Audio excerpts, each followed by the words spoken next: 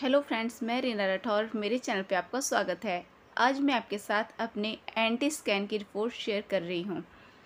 तो जैसा कि हम जानते हैं कि प्रेगनेंसी में बहुत सारे टेस्ट किए जाते हैं, उनमें से एंटी स्कैन भी एक बहुत ही ज़रूरी टेस्ट है। यह टेस्ट प्रेगनेंसी के फर्स्ट ट्राइमेस्टर यानी कि 11 से 13 वीक्स के बीच में किया जाता है।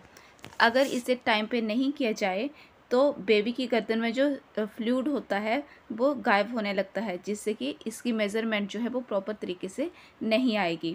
तो इसे हमें टाइम पे यानी कि 11 से 13 वीक्स के बीच में ही करवा लेना चाहिए। मेनली इस टेस्ट से हमें ये पता चल जाता है कि हमारा जो बेबी है उसमें कोई डाउन सिंड्रोम या फिर क्रोमोसोमल डिसेबिलिटी तो नहीं है। अगर एंटी स्कैन की रिपोर्ट्स नॉर्मल ना आए तो डॉक्टर्स कुछ और टेस्ट भी रिकमेंड कर सकते हैं। इस टेस्ट में बेबी के नेक की साइड से फ्लूइड लिया जाता है और यह देखा जाता है कि बेबी में कोई क्रोमोसोमल डिसऑर्डर या डाउन सिंड्रोम तो नहीं है। सो फ्रेंड्स, आज मैं आपके साथ अपनी एंटी स्कैन की रिपोर्ट्स शेयर करने जा रही हूँ। एंटी स्कैन का जो फॉर्मेट होता है वो डिफरेंट हो सकता है, लेकिन जो इसका मेन मोटिव है हम आज उसके बारे में बात करेंगे। सो ये मेरी एंटी स्कैन की रिपोर्ट है, जिसे लेवल 1 अल्ट्रासाउंड यानी कि ऑब्स्टेट्रिकल स्कैन भी कहा जाता है। तो इसमें सबसे ऊपर LMP दिया होता है, जिसे कि लास्ट मेंस्ट्रुअल पीरियड कहते हैं, जो कि हर बार हमें डॉक्टर को बताना होता है। और इसके बाद जेस्टेशन एज वाइज डेट्स, जो डेट के अकॉर्डिंग बेबी की एज है वो है 12 week 4 day. A single live foetus of gestation age 13 weeks 1 day, जो कि अल्ट्रासाउंड में सीन की गई है। The sonogram shows single live foetus with changing lie and with normal foetal movements. हमें यहाँ से पता चलेगा कि जो हमारे गर्भ में बेबी पल रहा है वो सिंगल है या मल्टीपल या फिर 2 या 3 है। तो आगे है CRL, इसका मतलब है क्राउन लंप लेंथ।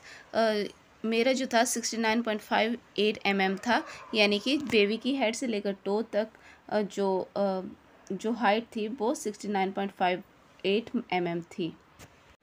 नेक्स्ट है the foetal cardiac activity well defined with heart rate of 150 VPM, जिसे कि FHR भी कहते हैं, यानी कि फीटल जो है उसकी हार्ट रेट जो है वो 150 BPM है।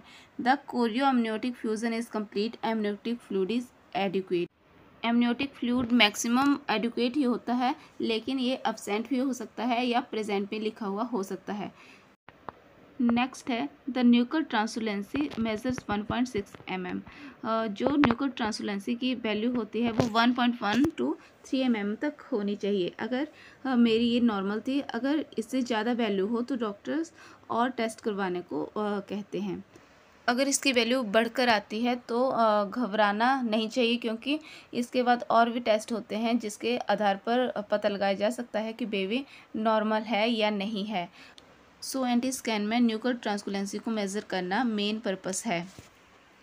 नेक्स्ट है इंट्राक्रैनिकल ट्रांसकुलेंसी अपीयर्स नॉर्मल। और नेक्स्ट है नज़ल bone appears normal in size. तो ये दूसरी मेन चीज़ है जो बेबी की देखी जाती है कि जो नाक की जो बोन होती है वो बेबी की साइज़ में ठीक है या नहीं है, या फिर प्रेजेंट है या फिर नहीं प्रेजेंट नहीं है। Next is placenta posterior low lying reaching OS, means जो प्लेसेंटा है वो जो लो लाइंग हो सकता है, जो कि मेरा 21 वीक के स्कैन में लो लाइंग ही आया था। इसके अलावा अमनियोटिक फ्लूइड वॉल्यूम एडुकेट, ये या तो एडुकेट ही होता है या फिर अब्सेंट भी हो सकता है, ये भी नॉर्मल है। इसके अलावा इस स्कैन से एक्सपेक्टेड डिलीवरी डेट का पता चल जाता है।